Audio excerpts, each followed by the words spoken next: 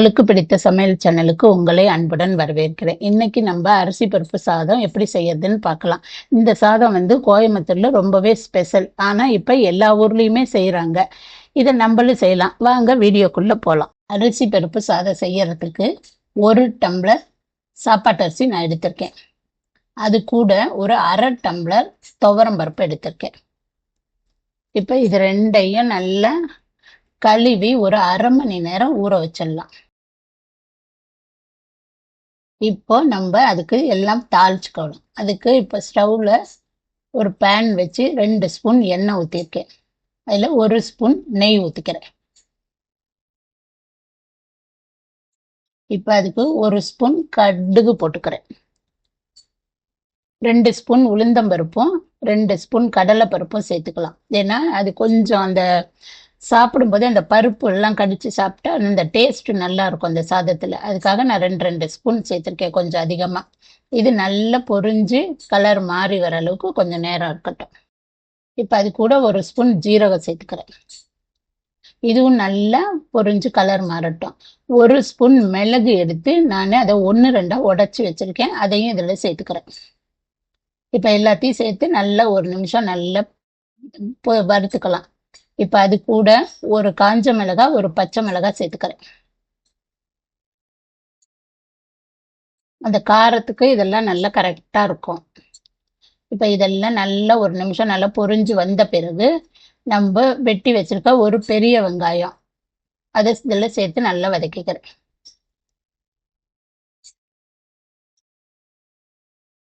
இது நல்லா கலர் மாறுற அளவுக்கு கொஞ்சம் வதங்கினா நல்லா இருக்கும்.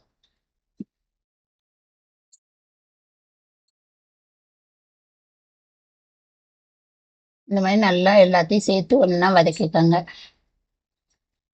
இப்ப வெட்டி வச்சிருக்க ஒரு தக்காளியும் சேர்த்துக்கிறேன். இதுவும் நல்லா கொஞ்சம் சாஃப்ட் ஆகுற அளவுக்கு வதக்கிக்கலாம். அது கூட ஒரு 10 பல்லு பூண்டு எடுத்து நான் நல்லா தட்டி வச்சிருக்கேன், 1-2. அதையும் இதுல சேர்த்து எல்லாத்தையும் ஒண்ணா வதக்கிக்கலாம்.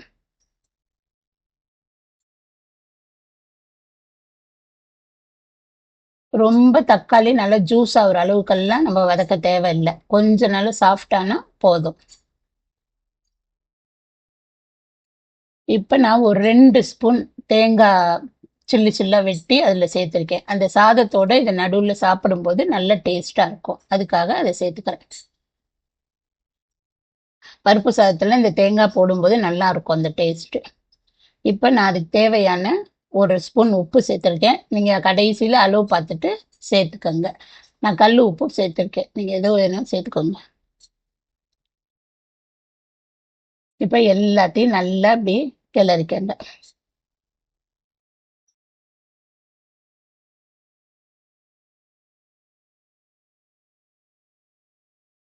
இப்ப இதை நம்ம எடுத்துட்டு இதை எல்லாத்தையும் நான் குக்கர்ல போட்டுக்கிறேன்.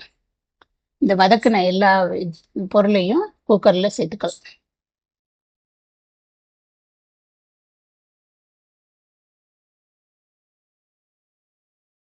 இப்ப குக்கர்ல இது எல்லாத்தையும் லேசா கொஞ்சம் வதக்கிட்டு, இப்ப நானும் 1 டம்ளர் 1 டம்ளர் அரிசியும் 1/2 டம்ளர் பருப்பு எடுத்திருக்கேன். அதுக்கு நான் 3 டம்ளர் தண்ணி ஊத்துறேன். அது சரியா இருக்கும் எனக்கு. இப்ப அதுக்கு 1/2 ஸ்பூன் மஞ்சத்தூள் சேர்க்கிறேன். 1 ஸ்பூன் சாம்பார் பொடி போட்டுக்கிறேன். இப்ப இது எல்லாத்தையும் சேர்த்து நல்லா கொதிக்க விட்டுறலாம்.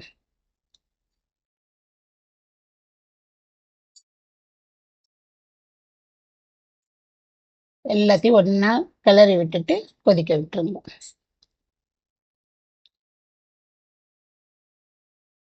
இப்ப இந்த அளவுக்கு நல்லா கொதிச்சு வரும்போது நம்ம கழுவி வச்சிருக்க அரிசி பருப்பை இதுல சேர்த்துக்க. இது நல்லா 1/2 மணி நேரம் ஊறிடுச்சு. அதனால இதுல சேர்த்துட்டு நீங்க 3 விசில் விட்டாலே சரியா இருக்கும். இப்ப இது எல்லாம் சேர்த்துட்டு இந்த நேரத்துக்கு உப்பு காரம் பார்த்துக்கோங்க. அப்ப அதுக்கு தேவையான உப்பு நீங்க சேர்த்துக்கோங்க. இப்ப நம்ம குக்கரை மூடி 3 விசில் விட்டுறலாம். கரெக்டா இருக்கும் அது. இப்போ நமக்கு ஸ்டீம் எல்லாம் போயிடுச்சு. இப்ப எடுத்து பாருங்க.